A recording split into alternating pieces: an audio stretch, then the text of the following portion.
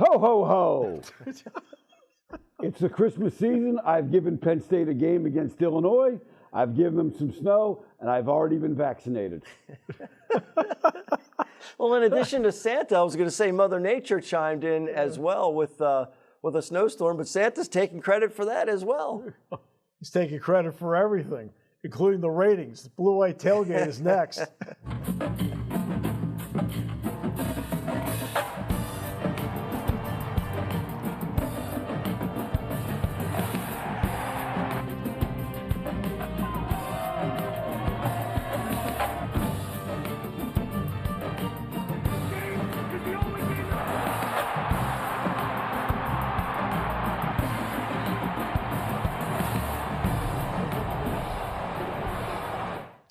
And welcome to the Blue-White Tailgate presented by Blaze Alexander Family Dealerships. Steve Jones, Todd Sadowski, S. Claus on hand here today. Jay Paterno masquerading as S. Claus. I don't know if he's masquerading, do you? I think he's really enjoying it. He's in character, Jay. I'm committed. And should be. Exactly. All right. But not because of this. Bruce Feldman from The Athletic and Fox Sports is going to join us a little bit later in the show. Looking forward to that. Penn State in the second half outscored them, Todd, 29-3. I looked at it as the first quarter looked like it was the previous two games. I thought the second quarter looked like the early part of the season. The second half was the best football they played all year. Yeah, the second quarter, I think, sent a lot of people out to put the Christmas lights up, and I hope they didn't miss the second half because you're right, they looked fantastic in the second half. And in many ways, this was their best win in that regard from the standpoint of they got down, they made those adjustments, and they came out and really dominated the Spartans from that point on. It was interesting. I was talking with Kirk Schierlinger earlier, and he said, sometimes like a half like that, the tumblers click in, and it sets a tone. Jay, what did you think? Well, again, we talked all year about wanting to see a 60-minute football game out of this offense, and again, we got 34-ish. But I think it's some good signs, and I think Dotson on the kick return really that helped click some dials as well. Got that 2-score lead, and that really sealed it. And the key for James Franklin, complementary football played a huge role. We played complementary football. There was times where the offense wasn't in rhythm and the defense played well, and then there was times where the defense was struggling and then the offense was able to step up, and then same thing on special teams. I thought we played complementary football. So that was a big part of it, no doubt about that, Todd. Now the question is, are we seeing this team starting to peak? I think so, and I think what's been really good about it is that we mentioned this last week. We're starting to see what Coach Schierlinger wants to accomplish with the offense, and that was part of. Look, we have a lot of new assistants for the staff, so you weren't really sure which direction they wanted to go. To see Will Levis throw the ball out of, obviously he ran the ball a lot too, but to see him throw it a couple of times when the conditions allowed, we're starting to see the full complement of what this offense may look like. Kenny Schierlinger now has our pregame update, and Kenny was going to dress as an elf to keep the whole thing in character, but Todd and I convinced him otherwise. Well, Steve, after the worst start in program history, the Nittany Lions have won 3 straight games after knocking off Michigan State last weekend. They now look to Illinois as they'll kick it off at 5:30 on FS1. Now taking a look in the Lions in the league, as it was a weekend to remember for the former Nittany Lions in the NFL, as they had 7 combined touchdowns. KJ Hamler had 2, Mike Gesicki had 2, Miles Sanders had 2 himself for the Eagles, and Bears wide receiver Allen Robertson tallied 1 touchdown as well. And Blue-White Tailgate fans, make sure you head down to your local Blaze Alexander family dealership for a Blue-White Tailgate Blaze Alexander mini football. Back to you, Steve. All right, Kenny, thanks so much. I'm glad Kenny was able to stay in broadcast character. Let's get to the series between Penn State and Illinois over the years. The vast majority of this, obviously, in the Big Ten. You can see what they've done at Beaver Stadium the last time they met a year ago. Jay, when you look at this game, I feel like, am I going to get serious analysis here? When I look at this game, Jay, I mean, what are you seeing? It depends. Illinois last week had a bunch of guys out on the COVID list. Did not look as good. Still really played pretty well against Northwestern. But if the team that went out to Nebraska and won by 20 shows up, it's going to be a tough afternoon for Penn State. But they'll still win. Last week was senior day for Penn State, but Jesse Luketa knows this is one last shot for those seniors in Beaver Stadium. We have another opportunity to, in fact, return and play at home. So I feel like that's where we're finding our motivation. We're hungry to go out there and put another week together for our seniors. And that's big as well. And look, then the door's open for a bowl game, too, out of all this. How about it? We're starting to talk about bowl discussions, and I think for the seniors, it's great for them to get another opportunity. They were somewhat, like everybody else in 2020, not much of a senior day celebration for them.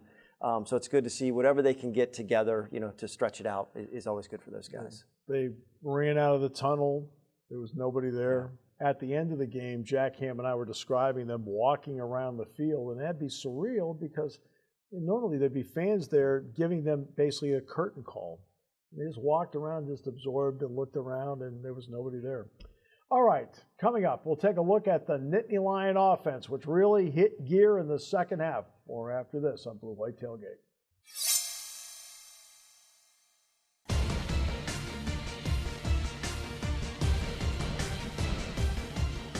All right, another 400-plus yard day for the Penn State offense. They've had a bunch of those this year. This time it produced 31 offensive points. Yeah, you say they had 39, the punt return, but 31 offensive points. That was good to see. And, all those concerns that started at the beginning of the year, all of a sudden with the offensive line, 3 of the guys are receiving all Big Ten honors by the time the season ends. So they've really come around, not just into the victories. In a couple of the losses prior to those victories, they were moving the line of scrimmage. So Penn State's done a really good job of controlling time of possession and the line of scrimmage here recently on the win streak especially. And Mr. Claus, what did you see?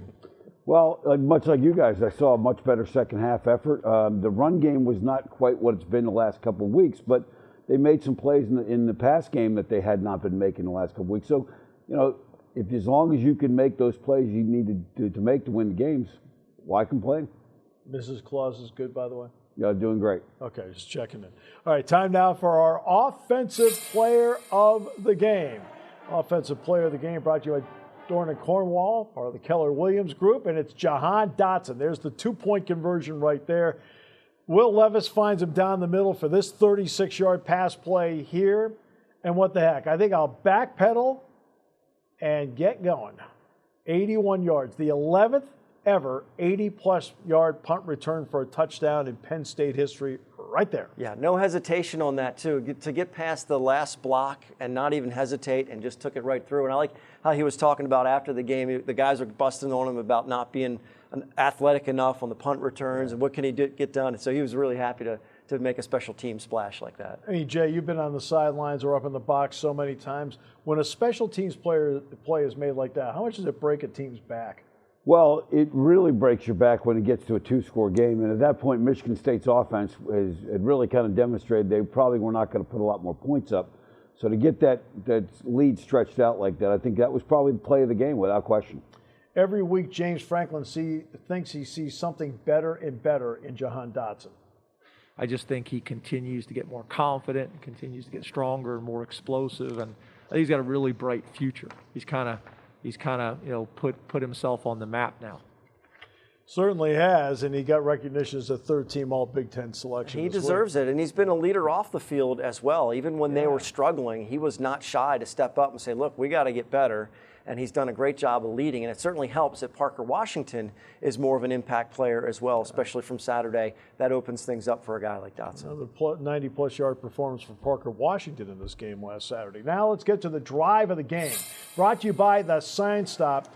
Halftime, Jack Ham and I felt when Penn State got the ball to start the second half that they needed to be the next team to score. And by golly, they went 11 plays, 75 yards. That's a good start there. Look at the accuracy here in all of this as they move down the field from Sean Clifford. They roll out here. Yeah, it cuts off half the field, but he delivered it right there. And then right in the middle of the end zone, there's Parker Washington, the aforementioned one, the freshman, reeling that in there. They then got the 2-point conversion from Jahan Dotson to make a 21-18 game. That really set the tone. It certainly did, and it sent Michigan State on their heels as well. They came out with an 11-point lead, and we talked about they haven't had those halftime adjustments that has really changed the game, and immediately, right away, the momentum of the game had shifted. Jay, it's a game where Sean Clifford did not throw an interception. The only turnover by Penn State was on the fumble on the interception on the first series of the game. So what did you see from him and from Will Levis? Well, first of all, the fumble and the interception was massively irritating because you're like, here we go, no. And not only that, they got a free first down out of it. Yeah. I thought one of the things that was really interesting the second half was they moved the pocket, Penn State did. Have not seen that most of the year. And because Michigan State was getting to the quarterbacks a little bit, and at least pressuring them. But I thought they did a much better job in the second half of getting those guys, getting guys open. And because Michigan State was committed to the run game, you got some wideouts running free, and I thought they took advantage of it. Brenton Strange had a career-high 45 yards receiving, but really, Todd, it's the combination of Dotson and Washington. How are they balancing each other? Well, I mean, you're working them on both sides of the field. You can't all of a sudden just take your best guy, cover Dotson, and forget about the pass game. You know, they're getting the ball out of Clifford's hands quickly for Washington on slants, and they're utilizing his athletic ability. And, you know, the one play where he slid past, they faked the screen, and he slid past the coverage was huge, you know, for the passing game. We talked about last week, look, the conditions didn't allow it at Rutgers as much, right? But they were able to get some passing conditions and make some plays down the field to open up the running game a little bit more as well. All right, so let's get to the tail of the tape, brought to you by our great friends at CP Vets. In the tail of the tape between the two, you can see Illinois, they've given up a lot of yards rushing this year, 227, 32 points a game. And here's the other part, though, guys. 97th in FBS in opponent third down conversion, better than 44%. That's a big number. Sounds like good news, doesn't it? And you said you've given up a lot of yards in the running game. They've given up a lot of yards, period, to give up 450 yards per game, Jay. But in the spirit of the season, they've taken a lot of gifts from their opponents. So the turnover margin, they've done a great job getting turnovers and staying in games that way. Yeah, they have done that. Look, they have. We'll get to it later, but they have an outstanding linebacker in Hansen. I mean, they don't have Adams this week. Tony Adams is out. He's on the COVID list. Nate Hobbs, who was on contact tracing, was out last week. They get him back. So as Jay mentioned, Todd, they're getting some guys back. They have some impact players. The question is whether or not they have enough. And the way that Penn State has been playing, I'm not so sure they're going to have enough to stay in this game. Fast start would be imperative, I think, in this one. Could play a big role. Penn State defense, especially in the second half, shut down Michigan State. We'll come back with more and talk about that after this on Blue White Tailgate.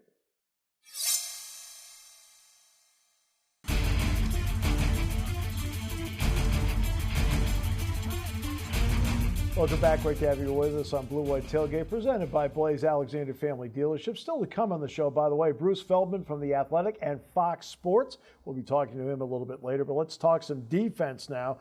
James Franklin talked about complementary football, Jay, and you can't have complementary football unless your defense is getting the job done. In the second half, they only gave up the 3 points. Yeah, I thought they did a nice job making some adjustments, and I thought Michigan State played into their hands a little bit too, getting away from some of the things they had done in the first half. But Penn State made the adjustments they needed to.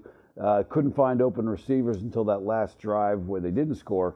But really, that set a tone when Michigan State had to kick that field goal right before.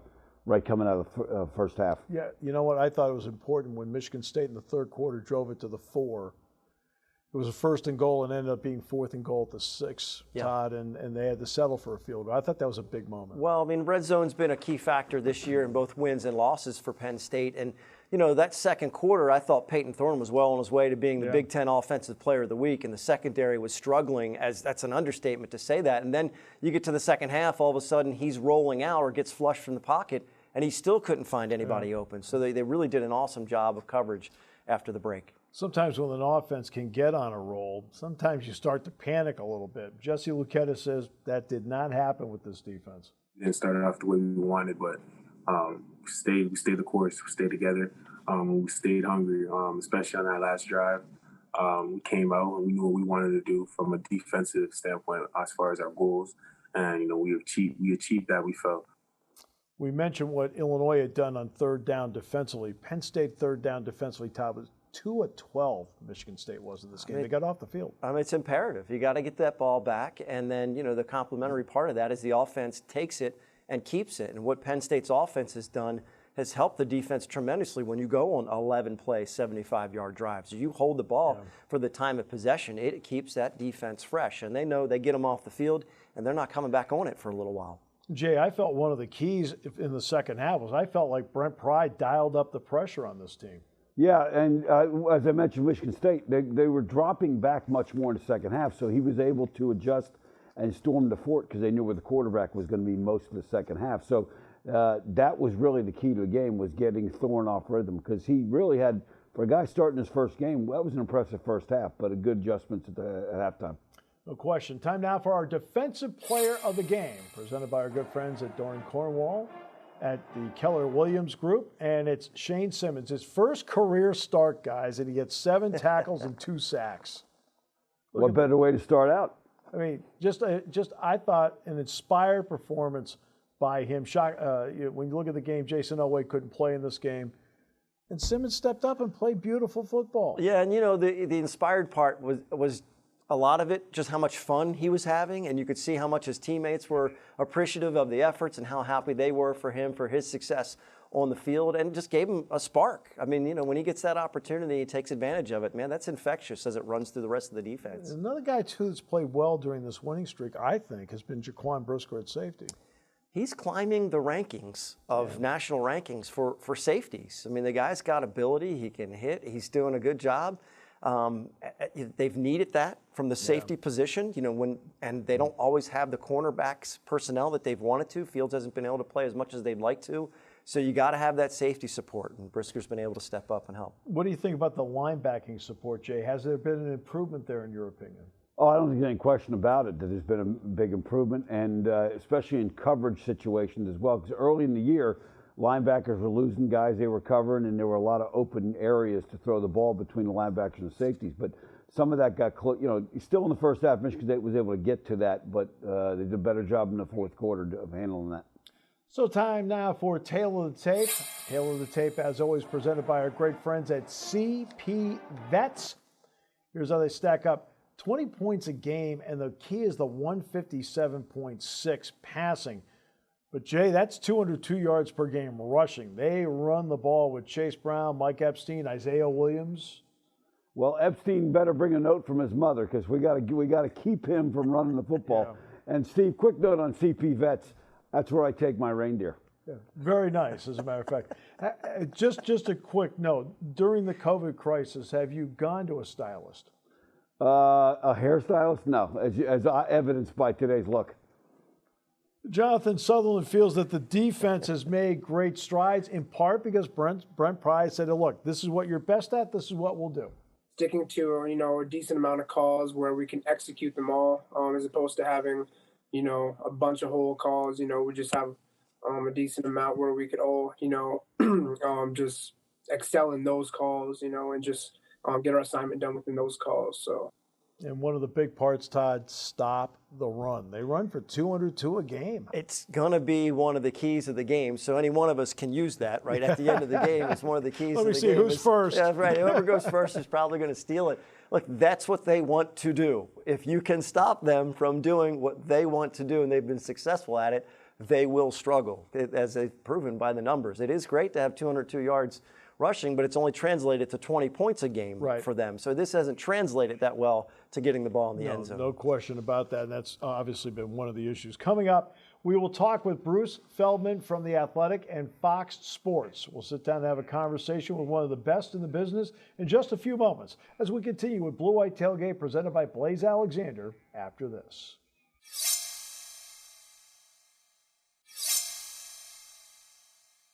Welcome back to Blue White Tailgate, presented by Blaze Alexander Family Dealerships. I'm very pleased to be joined by one of the absolute best in the business, whether it's The Athletic, whether it's Fox Sports. Bruce Feldman. Bruce, welcome. It's great to have you with us. Great to be on with you. Thanks for having me. All right, Bruce, so let's start with this. Somehow we get to this weekend and, quote, we made it. So what's it been like from your viewpoint, watching how everybody's had to negotiate this to get to this point? Yeah, it's been a bumpy ride. There's no doubt about it. I mean, we saw with NBA was in a bubble, NHL was in a bubble, WNBA was in a bubble, but baseball wasn't. Now it's a different dynamic, and there's way smaller rosters, and it's obviously a true professional sport as opposed to what we have with college football. Baseball had more turbulence right up, till the end. Obviously, college football had way more in that. There's no centralized leadership. There's very little leadership to begin with, I guess you'd say. But here we are, right? And I think one thing looking at it is we've seen some teams have 75% of the rosters they've said have had tested positive, and we've seen all sorts of cancellations and postponements, and the one thing I've, kind of reminded myself of throughout is the players themselves, and as well as, staff members in general, but the players have been asked to be more responsible, accountable, buttoned up than they ever have before. And first and foremost, I give them a lot of credit for that's a massive undertaking in the middle of a pandemic, because it's stressing almost all of us out in all sorts of ways. So if you're in the middle of it and, normally a team wins a game on Saturday, they can go celebrate with their friends and family, and you really can't quite do that now.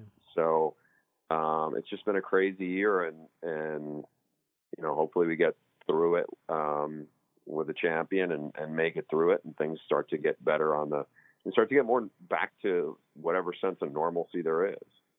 Well, the season began with a sense of normalcy because LSU won the national championship with a big crowd down at the Superdome and so forth. You helped Ed Orgeron write his book. What is your favorite Ed Orgeron story to enlighten us into the man that led LSU to that title last year?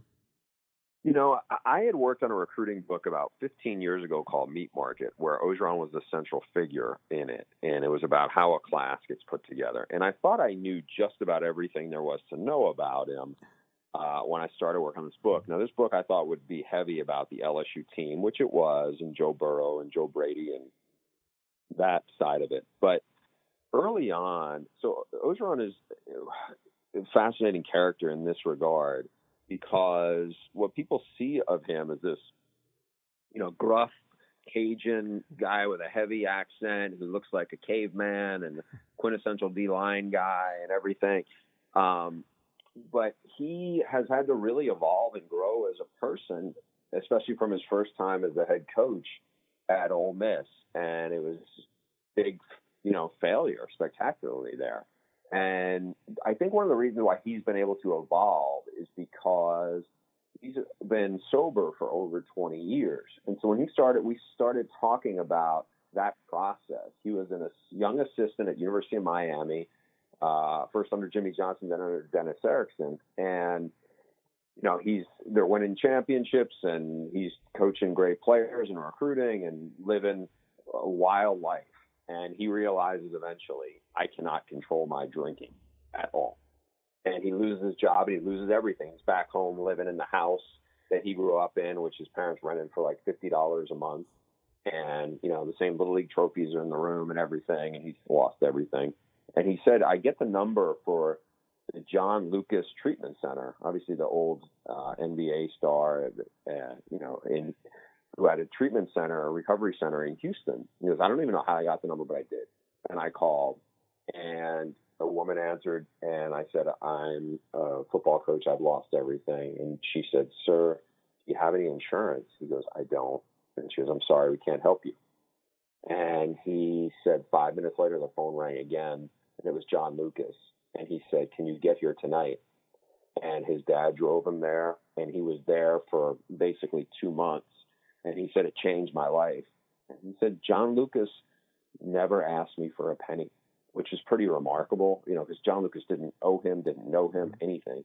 And so, like that kind of prism was like a life-changing experience for him. And I think it's part of why he has been able to say, all right, like he knows himself well enough to go, you know what, the old me would have handled it this way. And I did things like that at Ole Miss, and it blew up in my face, or it didn't work out so good. So I think it's not like those impulses aren't always there, but I think it's having the discipline and the awareness to look inside and go, okay, I did it that way. I got to guard against my own worst instincts. And so, that prism was really how this book kind of came together. And it was fascinating to work on. I only have about 30 seconds here, Bruce, but some are saying Ohio State is, quote, getting a pass into the college football playoff. In your 15 to 20 second view, are they? I don't think so. I mean, because, Texas A&M right now, they're behind them. They're best.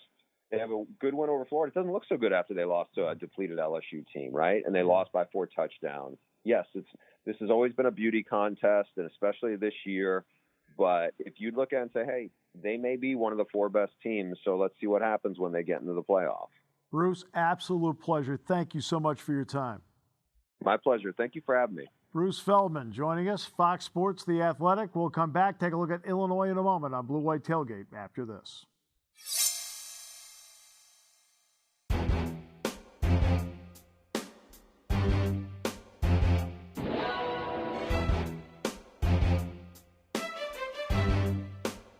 All right, welcome back. Great to have you with us on Blue White Tailgate, presented by Blaze Alexander Family Dealerships. Lovie Smith has been the coach of Illinois the last 5 seasons. He will not be coaching this game. He was relieved of his duties on Sunday. The timing of it is what gets me, with National Letter of Intent Day being this week, and they let go of him, as did Gus Malzahn at Auburn. Well, Chris Kringle and I were talking about this earlier before the show. And what do you do with a season that goes this late into it? Yeah. You keep Lovie Smith on board. Yeah. And then you sign a new class, and then you get rid of them a couple days later, or you get rid of them before the signing day. No matter what, you come across as disingenuous if you sign the kids and then their coach is gone. But the point is, if you're an Illinois player, a prospective player, and you look at the track record, you have to be saying to yourself, Lovie Smith's probably not going to be my head coach for 4 or 5 years, because they haven't had a track record of guys staying 8, 9 years. So it's a tough one, definitely. Kay Kringle, what's your thought? I agree. I mean, I would not have. Look, this is a year that you got to give coaches a little bit of a pass on what happened. It's been totally chaotic. You go into last week's game, they're missing 6 starters on defense, and they still are in the game most of the game against Northwestern, who's a good football team. But I mean, around the country, people just, these athletic departments will be looking for money down the road, and they're going to start committing this kind of money to buyouts. I think it's a big mistake. So who has the job of being the acting head coach on Saturday? It's going to be offensive coordinator Rod Smith. Rod Smith has had, as you can see by his file, a great success in a lot of different places he's gone. Now he gets to be the ultimate decision maker on Saturday against Penn State. Doesn't put him in the easiest spot, but at the same time, James Franklin will say, you know what? They have nothing to lose, so they're expecting the kitchen sink out there against Illinois. We have to be ready for them going for it more on 4th down. We have to be ready for them to, pressure more than maybe they've pressured on the defensive side of the ball, maybe more cover 0.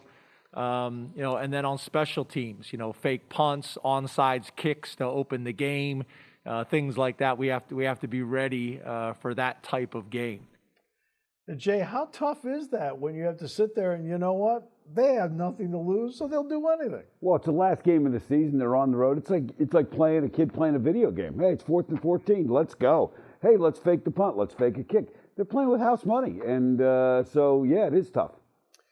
The house, by the way, usually wins. But when you look at that, I mean, what's your thought process? Well, I mean, it can go a couple different ways. You start to take these ridiculous chances, and then you bury yourself during a game too. If your personnel is not going to match up and you're not going to be able to execute whatever you're trying to do, you can take a chance. But if it backfires, now all of a sudden your back's up against the wall. The other part of it about it with a team like this, hitting the road, having COVID issues, a new coach, you got to question what's motivating them. I mean, do these kids even want to play this game? Do they even want to come out to Beaver Stadium? A trip to Happy Valley and Beaver Stadium is not the same as what it would have been in years past. So, and it's, mid-December, it just had a nor'easter. I don't look at this as a fun vacation type of trip for Illinois. And with Rod Smith running the show, let's look at the Illinois offense one more time here in terms of what their numbers happen to be. And that's where they're ranked across the board. And again, the big part is the passing game part that you look at and say, right now, that hasn't fallen into place for them. Right off the top of that list, completion percentage. I mean, that's frustrating. If you try to throw the ball, obviously they want to run the ball, but if you try to throw the ball, and half the time, a little bit more than half the time, you're not even going to complete the pass. It's not going to go very far. They've had 2 quarterbacks, Brandon Peters, actually 4 different quarterbacks have started this season, 4. But the primary ones of late have been Brandon Peters and Isaiah Williams. Jay, how do you evaluate each? Well, I think you just got to see more consistency out of these guys. I mean, you would expect by week 7, 8 that you would have more consistency throwing the football. They have shown flashes of good plays here and there, but for them to have a chance Saturday, they're going to have to play better than they've played certainly up to this point. And there are also a couple of Canadians on this team. Jesse Lucchetta is all into that. I think he's their best offensive weapon. He's a talented runner. He likes to move. He's wiggly in the backfield, very shifty. And he's a guy that we're gonna have to really, have to minimize early. and the body's going to have to be one up front in the trenches. So I'm excited for them. Yeah, Chase Bryant has more than 500 yards rushing. The transfer, by the way, from Western Michigan has stepped in. Yeah, the Canadians are good players, eh? Yeah, right? hey, yeah, exactly right. They sure. We had Sutherland on earlier. We had Lucetta on. Now we're talking about Chase Brown. Interesting. Defense. Hansen is a fabulous linebacker. I mean, he really stands out. And he's a guy that you're going to watch for 35 the entire time. Yeah, they've had a pretty good track record on linebackers at Illinois, and he's the latest in that line. He's going to really have to play a kind of a Herculean effort in this one to come in and trace them down, track them down. And, look, because Penn State's going to want to run the ball. So there will be some collisions with Kevon Lee and company. And you got Owen Carney, who has 7 tackles for loss this season and 5 sacks along the way. Nate Hobbs, though, gets back in there for the defense because he was out last week because of contact tracing, Jay, but they're at least getting people back. Yeah, they're getting people back. And again, as we mentioned early on in the season of giving, Penn State cannot afford to give these guys any turnovers. The turnover margin is the one area where, if you look at Illinois' turnover margin of +7, you'd expect them to be a team with 5 or 6 wins instead of 5 or 6 losses. But that's going to be key for Penn State on Saturday if they can avoid the turnovers and not give Illinois a short field for their challenged offense. Still to come on the show, our picks, our keys to the game as well. We'll have that coming up. But up next is the film room. Yes, indeed. S. Claus and Kenny Schierlinger will be in the film room. They'll be reviewing Miracle on 34th Street. No? A Hallmark movie? Bad Santa. Elf. Bad An Santa? office Christmas party. After this.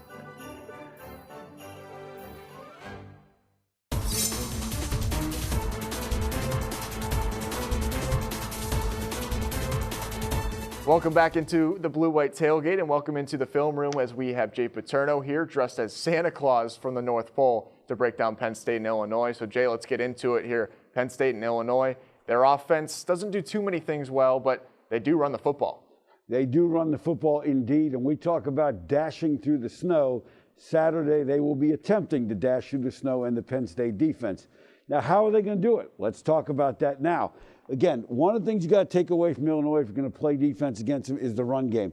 And there are 2 different ways they like to run. They like zone run schemes where they're going to try and laterally displace you, run the ball to the right, cut off his right foot and go left, with wide receivers blocking downfield, with running backs blocking downfield, and they're very, very aggressive. So let's take a look at the video. One thing that's really impressive on this is that tailback is going full speed to his right, puts his right foot in the ground, and then gets north and south in a hurry and really puts pressure on your secondary and your linebackers to get off blocks and make tackles. Now, we saw the zone scheme. Let's talk about the blocking scheme where they're going to pull people. Now, here they're going to block down with their tight end and with their tackle. They're going to pull their guard and their center, kick out, and again, cut back underneath that kick out block and get north and south. So let's take a look at this on the video too. Again, you see that pull, you see the guard kick out, the center lead up, and again, another great job of getting that foot in the ground and getting north and south and putting pressure on the defense. Now, if you can stop the run game, obviously you're going to have to throw the football to move the ball. The matchup problem, the guy to watch for Illinois is number 9. Number 9 is a big, tall receiver. He gives them lots of problems. They use him underneath. Here's a 3rd down. They're going to run a bunch of underneath routes with a wheel route outside, which opens this up. He's going to work in and work back out and make the 1st down. So let's take a look at the video here. Again, he comes from the outside in, sells himself on the crossing route. Linebacker plays inside. He comes back outside. And then once he gets the ball, he's very difficult to tackle. He's also a threat downfield. Again, they'll put him on the outside. 6'2", 220. That's a good size for a receiver. Going to be a matchup problem. Here they're going to take number 2 vertical, get the safety out of coverage here. And now with the double move on the outside, they get 9 isolated one-on-one. So take a look at this one in the video as well. Again, see the second guy goes upfield, gets the safety out of there. Now he's one-on-one with the corner, makes a great adjustment to the ball. He has really, really good hands. The question, like last week with Michigan State, is can the Illinois quarterbacks get the ball to their receivers? So another little bit of a test for the Penn State secondary there with that Illinois receiving core. So Jay, let's get into the Illinois defense. What does Penn State and Sean Clifford and company have to deal with this Fighting Illini defense?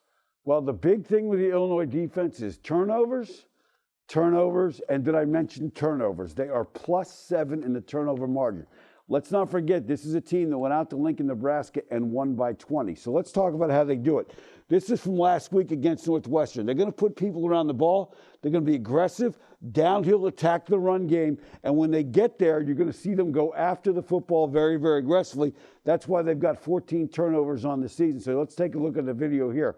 Here's Northwestern coming out of their own end. They force the guy to bounce outside. They come up, the safety hits. Bunch of guys chasing the ball, running for the ball, and they're going to try and knock the ball loose and get plays and get points off turnovers, because when you're struggling on offense, you need those things. The other thing on third downs now, when you talk about the way they play, they're going to play coverage on third downs more so than they come after you. And what that's going to mean is, here's a situation where Northwestern's got 5 blockers for 5 guys in the box, which means now the run game becomes very possible for them to exploit, as well as quarterback runs. So if Penn State gets a 3rd and 5 and 3rd and 6, don't be surprised if you see the quarterbacks run the football and see them run the ball with the tailbacks to get some first down. So let's take a look at the video on this one. Again, 5 guys in there. Now they're going to play coverage. Here, now again, we talked about turnovers. When they play coverage, that gives them the ability to play underneath routes, give you different looks. So you're going to try and move the ball. You want to do it with the quarterback in the run game on some third downs. The other thing is, when they have trouble getting the quarterback, they'll start to blitz, and they'll blitz your run game. If you can pick up the blitzes and break tackles, then you've got a chance to get some really, really big plays against their defense. Here, let's take a look at what they do. They're going to bring 2 linebackers off the edge. They're going to slant, and they're going to run the ball away. Let's take a look at how Northwestern handles that one. Again, they get some penetration. They get the blocks picked up, but the Northwestern guy breaks some tackles, gets some yardage. 2 backs last week for Northwestern went over 140 yards against this defense. So Penn State may have a chance to run the ball. Now, James Franklin talked about in his interview about fake punts, things on special teams. One of the things they do that's a little unique is they give their punter the option, if everybody bails out, he can take off with the ball. Here, Nebraska is setting up a punt return. They've got everybody committed. They're turning their backs and going. One guy rushes, and you're going to see the punter is so shocked. He goes, okay, I can take off with it. So let's take a look at this on the video here. The punter's standing there. He looks around. Nobody's paying any attention to him. He hesitates again, takes off. Next thing you know, he picks up 20 yards. The punter on the season has 2 carries for 36 yards. Not a bad average for a guy who's a punter. He's a good athlete. So make sure when you're watching the game Saturday, be alert on those 4th downs. Don't assume you're always going to get the ball back with a punt. Should be a fun one between the Fighting Illini and the Nittany Lions, as Lovie Smith is gone at Illinois, and it's going to be a tough test for Illinois against Penn State at Beaver Stadium. Should be a cold one. And we wrap up the Blue-White Tailgate when we come back. For Levis instead, it's Clifford who's going to run it. He squirts through a shot.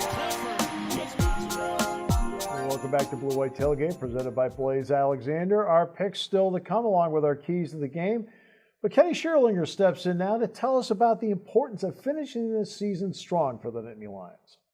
Well, guys, Penn State football has been through a lot this year. Bouncing back after a tough start, Jonathan Sutherland talked about this week how the team has become closer and closer each and every week. You know, we've been through a lot this season, you know, with losing people, with COVID, with, you know, things on and off the field. It's definitely brought us a lot closer together. So I would say the close-knit of this team is a lot closer than it was week 1. And due to all the adversity of COVID-19, the year 2020 and the 0-5 start, head coach James Franklin says this season has been a great teacher for him. Probably learned more about myself this year, personally and professionally, than at any point in my 48 years on this planet. The Nittany Lions look to continue their success and win 4 straight games this week against Illinois. Back to you guys. And right now, Penn State and Rutgers would be the only 2 teams in the Big Ten that would play 9 games in this season. You get a lot of credit for that. Look, when they designed this model, they wanted to get as many games as possible to compete with the SECs and the teams that started at the beginning of the year. So they are the model of how it was supposed to work, to get 8 straight games and now a 9th. Time now for the good, the bad, the ugly. And to start us off, St. Nick. Well, I got the good, obviously. I'm on the nice list. A couple of things. Number one, Wayne Sebastianelli, doctor of Penn State, did a marvelous job this year with the COVID response. Hats off to him. But also, Ohio State versus Northwestern. I know everybody's complained about Ohio State getting favorable treatment, perhaps from the Big Ten. How about Northwestern? Maybe Northwestern wants to play the best team they can play, and they get a chance to prove they're the best team in the Big Ten. I'm glad they're playing. I have the bad. I just think it's bad on a play to throw a shoe. And the result was bad from throwing the shoe. How about ugly? And it's going to be the bowl situation. And the bowl schedule, it's in flux. And we're not sure who's going to go where. And there's teams that have already said they don't want to play. It's just going to pay attention because it's going to be constantly ebb and flow with the bowl schedule. No question. Time now to take a look at the picks and who's in front. And once again, the tribute to Kenny Schierlinger does continue. The only unfortunate part as we look at the pick standings is that in this particular year, there's no party, no parade. No celebration for him.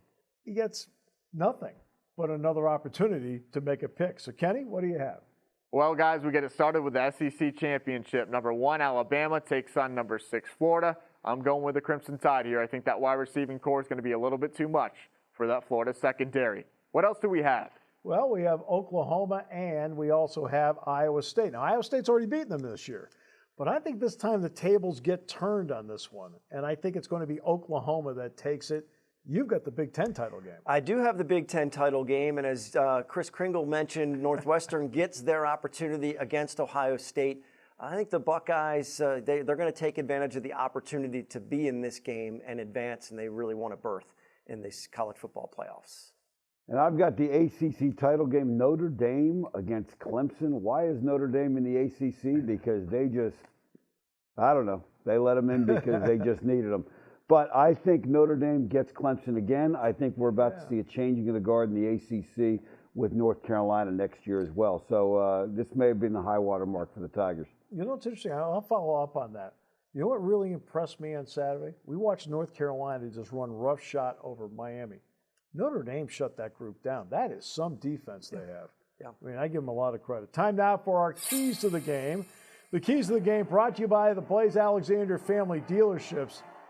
Gee, who gets to go first? The guy that set it up earlier, Todd Sadowski. I'll save you guys the low-hanging fruit. No, do the low-hanging. And I'm going to say keys to the holiday season is make sure you reach out to all your loved ones, even though they won't be in the same room with you. Have a great holiday season and Merry Christmas. But as far as this game, I'm going to change it a little bit and just say tackling.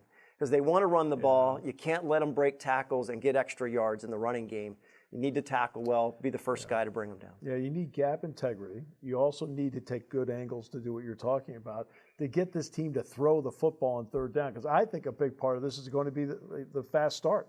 Whichever team can get off to the fast start and build its own momentum, I think that's going to be important. Because I know Jay wants a 0-win, justifiably so, on the turnovers. S-Claus? Well, I think number one, keep Illinois' offense off schedule. If you can get them into 2nd and 9 and 3rd and 9 and those kind of things, they're not equipped to do those kind of things. They're also not equipped to come from behind. But in the holiday season, we say it's better to give than receive. Not Saturday. It's better to receive than give. I had to give you credit. You did the entire show in character. Yep. Yes. Well done. You really did. Well, for Todd Sadowski, Kenny Schierlinger, and yes, S-Claus. Right? This is your time of the year. I shine, baby. Okay? I mean, to say that you have brought joy to the studio. And the world. Brought to you by Blaze Alexander Family Dealerships.